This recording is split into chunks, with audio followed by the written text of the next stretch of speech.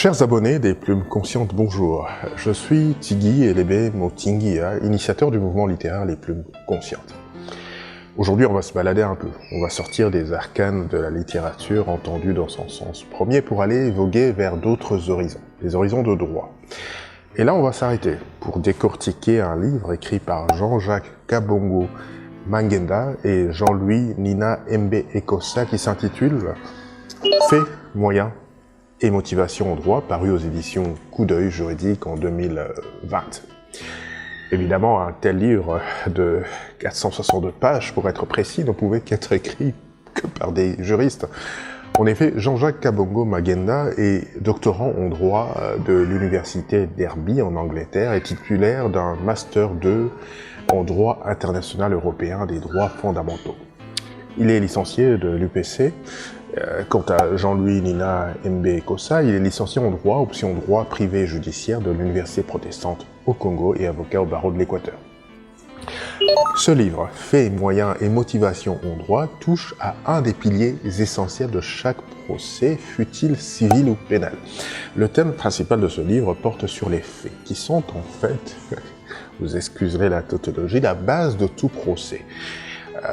Ils doivent être formulés d'une manière aussi précise que possible, les noms, les dates, les lieux, les modes d'opération et j'en passe. Cela est d'autant plus important que les différents modes de preuve à disposition du tribunal et les parties devront alors les établir. Les auteurs de ce livre proposent par exemple la problématique de la preuve électronique, sachant que la législation congolaise est encore muette sur la question. Ils révèlent donc l'incidence de l'évolution technologique de la communication sur la matérialité des faits, tout en faisant état des écueils irrelatifs, qui sont par exemple l'admissibilité et la recevabilité des preuves électroniques.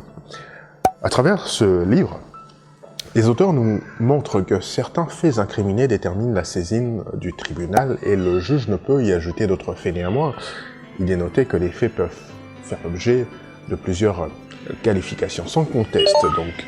L'apport de cet ouvrage réside dans le fait qu'il dessine la distinction capitale entre le fait et la qualification. L'ouvrage s'intéresse aussi à l'argumentaire devant le tribunal, qui est le travail incombant aux avocats. Il s'agit donc des conclusions essentielles au juge afin de pouvoir asseoir sa décision en fait comme en droit. Dans ce livre, les auteurs traitent aussi des moyens comme soutien, éléments de justification, motifs destinés à fonder en fait comme en droit une demande en justice ou un jugement.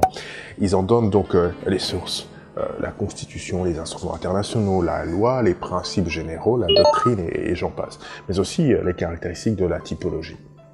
Enfin, ce livre écrit par Jean-Jacques Kabongo Mangenda et Jean-Louis Nina Mbe Ekossa traite aussi de la motivation en tant que justification et motif du dispositif d'un jugement. En somme, ce livre est un outil essentiel aux lecteurs dans chaque procès, essentiel aux avocats, aux juges, aux procureurs, car il aide à réfléchir sur l'importance de certains actes procéduraux et de leurs conséquences judiciaires. Je le recommande donc à tous ceux qui sont intéressés par la question. Rendez-vous au prochain numéro des Plumes Conscientes. Partagez la vidéo au maximum à vos contacts et invitez vos amis à s'abonner à notre chaîne Les Plumes Conscientes. Nous sommes également sur Instagram et sur Twitter sur le même nom, Les Plumes Conscientes. Lisez. Lisez encore et lisez toujours. La lecture est un régal pour l'âme et un délice pour l'esprit. Elle participe à notre accomplissement en tant qu'individu, mais aussi en tant que société. Au revoir.